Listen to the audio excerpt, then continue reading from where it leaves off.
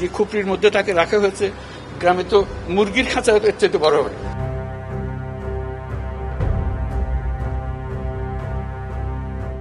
আজ সারাদিন torture sell বা আয়নাঘর নিয়ে আলোচনার কেন্দ্রবিন্দুতে ছিল তিনটি জায়গা: কচুক্ষেত, উত্তরা এবং আগারগাঁও। অন্তর্বর্তী সরকারের প্রধান উপদেষ্টা ডক্টর মোহাম্মদ ইউনূস, কয়েকজন উপদেষ্টা, ভুক্তভোগী ও কিছু সংবাদকর্মী নিয়ে এই নির্যাতন কেন্দ্রগুলো পরিদর্শন করেন।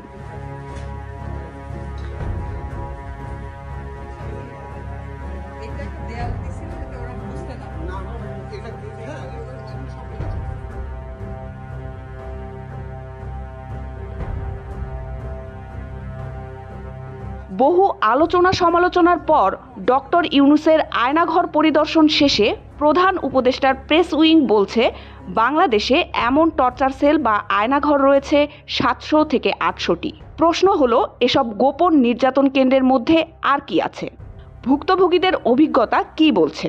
আর সরকার এখন কি করতে যাচ্ছে?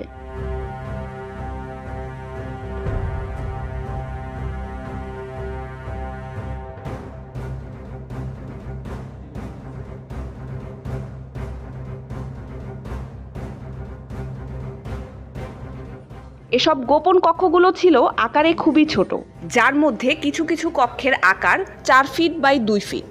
ভুক্তভোগীদের মতে কক্ষগুলোর একপাশে টয়লেট হিসেবে একটি বেসিনের মতো ছিল, তবে কিছু কিছু কক্ষের টয়লেট ছিল বাইরে। যে সকল ঘরে টয়লেটের ব্যবস্থা ছিল না, সেসব কক্ষে আটককৃতদের চোখ বেঁধে টয়লেটে নিয়ে যাওয়া হতো।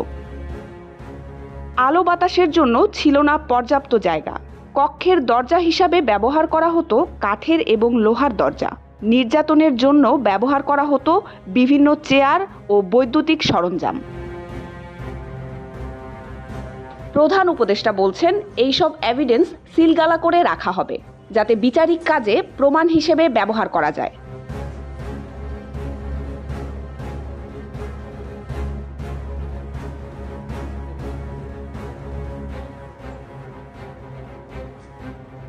এইদিকে আয়নাঘর পরিদর্শনের শেষে সংবাদ সম্মেলনে উপদেষ্টার প্রেস সচিব শফিকুল আলম বলেন, সারা দেশে আয়নাঘর নামে পরিচিত নির্যাতন কেন্দ্রের সংখ্যা 700 থেকে 800টি এবং সরকার সবগুলো খুঁজে বের করবে। তিনি আরও বলেন, কয়েকদিন আগে বলা হয়েছিল যে আয়নাঘর পরিদর্শন হচ্ছে না, কিন্তু আমরা আজ ঢাকার 3টি আয়নাঘর পরিদর্শন করলাম।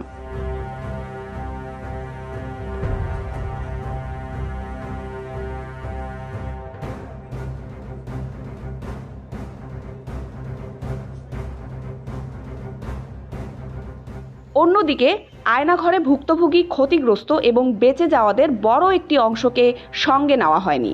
ভুক্তভোগীরা এখনও ন্যায় বিচার থেকে বঞ্চিত হচ্ছেন জানিয়ে গুমের শিকার পরিবারগুলোর প্ল্যাটফর্ম মায়ের ডাক তাদের শাহিনবাগ কার্যালয়ের সামনে বিক্ষোভ করেছে।